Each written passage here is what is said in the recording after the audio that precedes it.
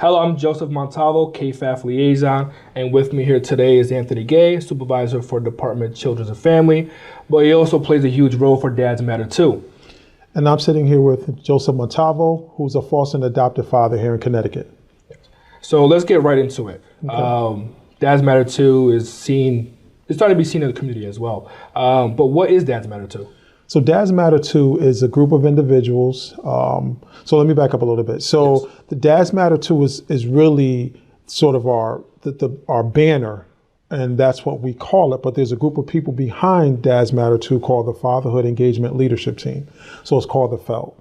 And the FELT got started around 2009, 2010. We really started doing some really, in my opinion, meaningful work for the state of Connecticut. What happened was there was a federal audit for the Department of Children and Families, and the audit basically showed us that we need to do a better job of engaging fathers. So the feds come in every 4 to 8 years, okay. They randomly select cases, and in the review of their cases, they saw that we did a great job of engaging mothers.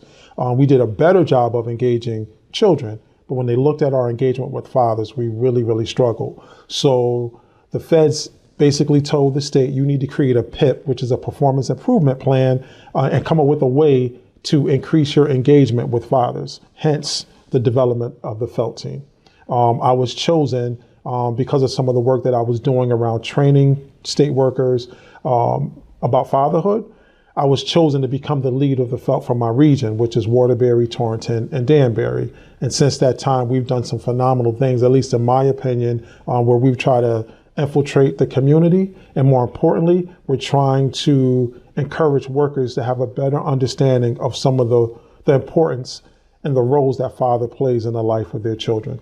With that being said, I just have to be honest that, some workers are more, there's more buy-in with some workers than others. As expected. And that's okay. Yeah. And our goal is to try to get 100% participation to be more engaged with fathers. Sometimes people bring their own personal things to work, and we do trainings around that. We talk to folks around about that. We're trying to do things that will change. Our goal is to have Connecticut be the most father-friendly state in the country. It was FELT at one point, which is Fatherhood Engagement Leadership Team. Correct. Now, did every DCF office have that? Every office has a FELT team. And that was exclusive to DCF? That was exclusive to DCF. So now we have a Dads Matter 2. Is it a committee? It's a committee. Okay. And who makes up that committee? So the committee is made up of DCF workers. We have fathers who were formerly involved with DCF. We have fathers who have never been involved with DCF. We've had probate. We've had judges. We've had school teachers. We've had police officers. Anyone can be on the FELT team. And it's not specific to men. So if you have an interest in fathers being more engaged in the lives of their children, then you can be a FELT member. And our most influential members are the dads who actually who have been involved with DCF before, because the great thing about them is they've had that experience of dealing with DCF. They've had that person knock on the door and maybe treat them not as friendly as they have done with mother. So they're able to tell us right away if what we're talking about, what we're coming up with, if our strategies and their estimations will work. I'll give you a quick example. So about 4 years ago, we did a Dads Matter 2 Community Day. This year will be our 7th Dads Matter 2 Community Day. This was our 3rd. We had a meeting at Catholic Charities. There was a gentleman who was on our team, Community Dad, and we had just printed a ton of flyers. When I say a ton of flyers, thousands of flyers. Yeah. And one of the things that the dad said to us was, you know what?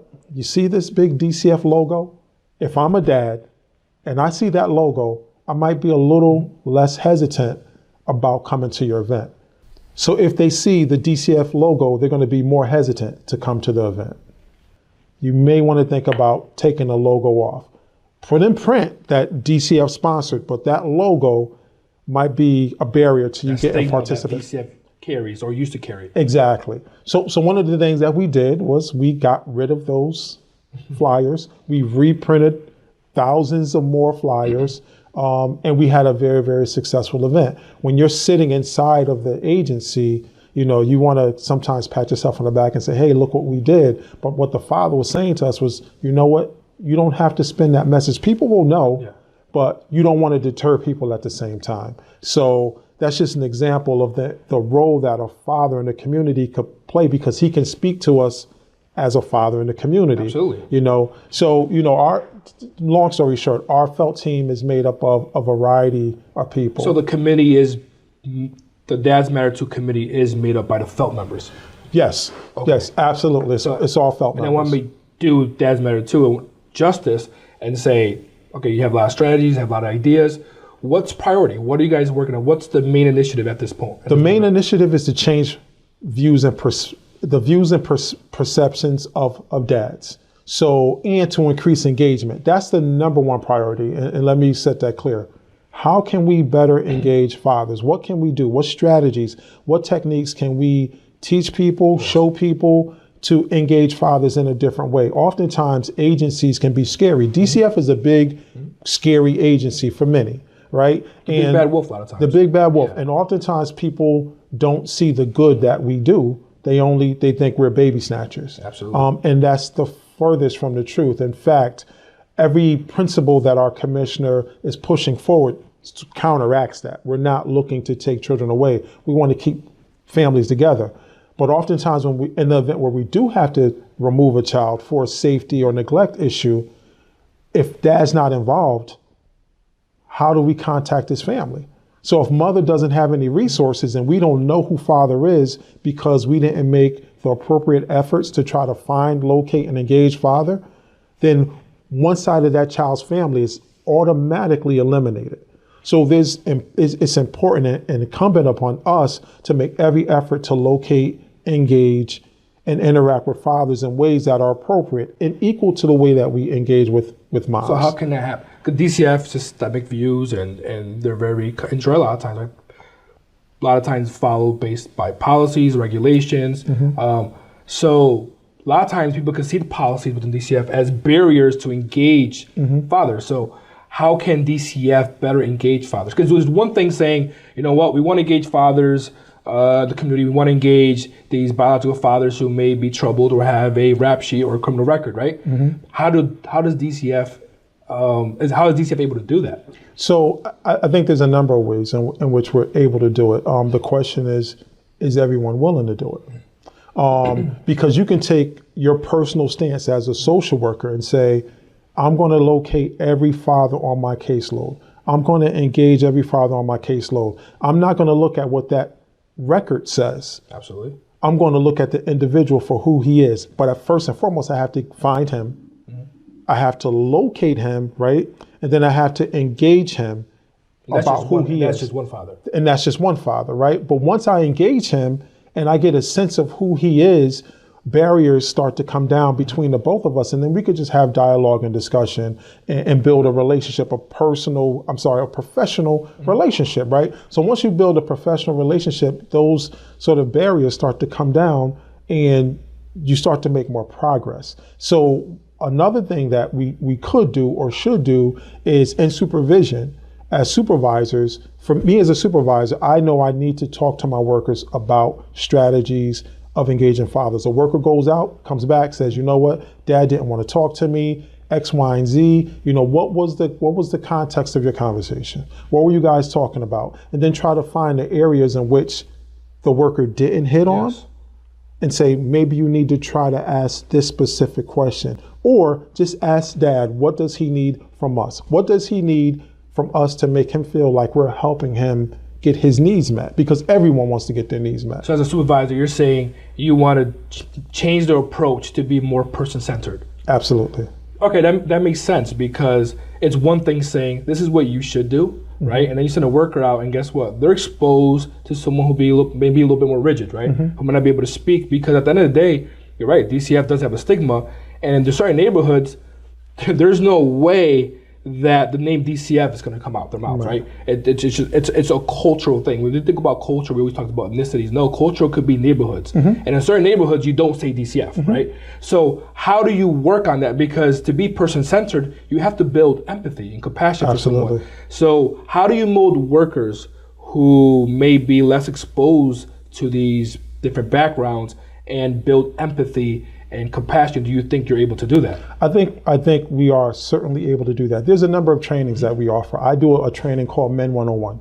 Right, Men 101 is not a pat on the back, but it's received rave reviews. Good. And it talks about body language, communication styles, Absolutely. the way that men use their hands. That's right. I'm quite sure people watching this film will say Anthony used his hands a lot. Some And people I'm trying talk to that keep way. mine, and I'm trying to keep mine here because I understand what you're saying. 'Cause I wanna do Exactly.